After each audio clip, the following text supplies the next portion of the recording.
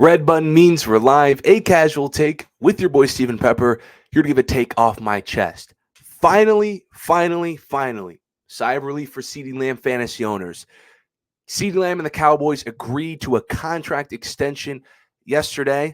4 years, $136 million, second highest paid non-quarterback in league history. Wasn't quite Jetta's money, but he does one-up Jetta's in a way where he has now the highest paid receiver as far as signing bonus. I didn't get the noti when it happened. I was in class because my teacher has a no cell phone policy. Shout out to them.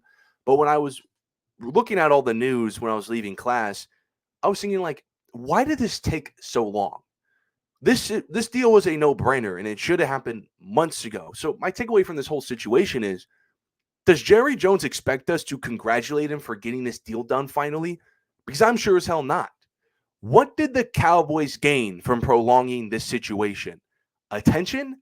I mean, they did get it, but let me tell you, it was nothing positive. But let's clap because they got CeeDee Lamb back. Yay! Yeah, no. Listen, we all knew that Jerry wasn't going to let a top 3 player in his position that he drafted, coming off the best receiving season in franchise history, enter the season as a pending free agent. So all he did was prolong the situation. So again, I ask, who benefited from this situation? It sure as hell wasn't Dallas, because we all knew from the start of OTAs to the day they inked the deal that Lamb's asking price was Jefferson money, and he got that roughly. So Dallas didn't save any money. And for for Lamb, yes, he did get paid, so he does benefit, but he spent the entire summer training without his quarterback. That's something. Hundreds of reps now have been lost for CeeDee Lamb throughout the summer because he wasn't in the facility. That's something. I mean, this is a guy that is the Cowboys offense. They depend on him badly. I mean, I think he broke the record last year for most games with 100-plus yards receptions. Zeke Elliott, Brandon Cooks, that is an offense. They need CeeDee Lamb acclimated. And he spent the entire summer not at the facility. I mean, do you guys know that there's 11 days left till week 1? 11 days till they go into Cleveland, then play Myles Garrett, Denzel Ward in that defense on national television when everyone's going to be watching because Tom Brady's broadcasting them. You're going to throw your wide receiver out there who missed all of the summer? How many practices does he have left? I mean, yes, CeeDee Lamb still trained. He still worked on his own conditioning, but you ask any NFL player, it's not the same as training camp and OTAs. It's not the same as being out there with your quarterback in pads, running routes in that offense, and going up against legit NFL defensive backs.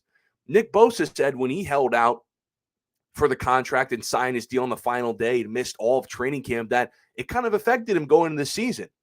Luckily for Dallas, I don't think it's going to drastically affect CeeDee Lamb because CeeDee is that dude. I mean, we're talking about a guy who was first in targets, first in receptions, second in receiving yards, first in yak, second in receiving touchdowns, second in receiving first downs, had a 92-yard receiving touchdown, was second in the 100-yard games. I can go on more, but I would bore you guys.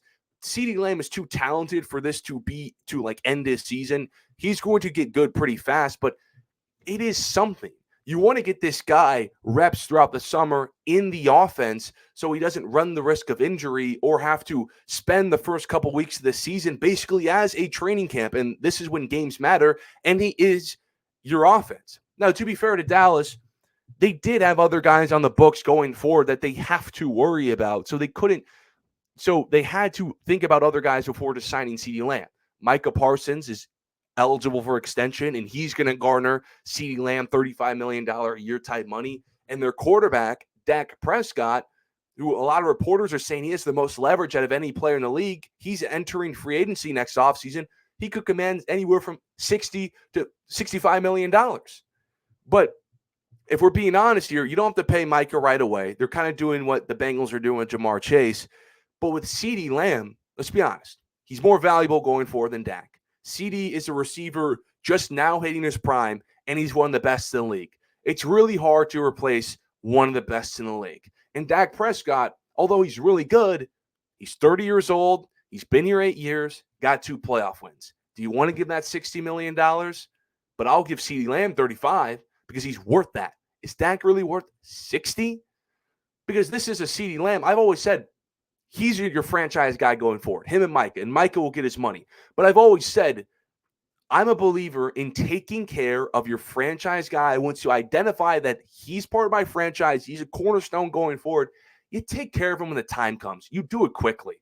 Like, you do it when he's eligible for that third-year extension. If you don't want to, that's fine. But as soon as he ends his fourth season, you pay him right away. So you don't enter the offseason with bad vibes, reports of, oh, is this guy missing camp? I was an intern in Cincinnati. I went to a lot of the Bengals training camps. Most of my time spent at training camp was looking where Jamar Chase was. You don't want that energy. You want your guy in pads, on the field, training, vibes high, into the season. You don't want to deal with all this. So that's why I asked, why did they prolong this situation? CeeDee Lamb is probably, him and Micah, you can debate who, is the most valuable Cowboy going into the next 4 to 5 years. Why would you wait this long to pay him? It seems like no one benefits.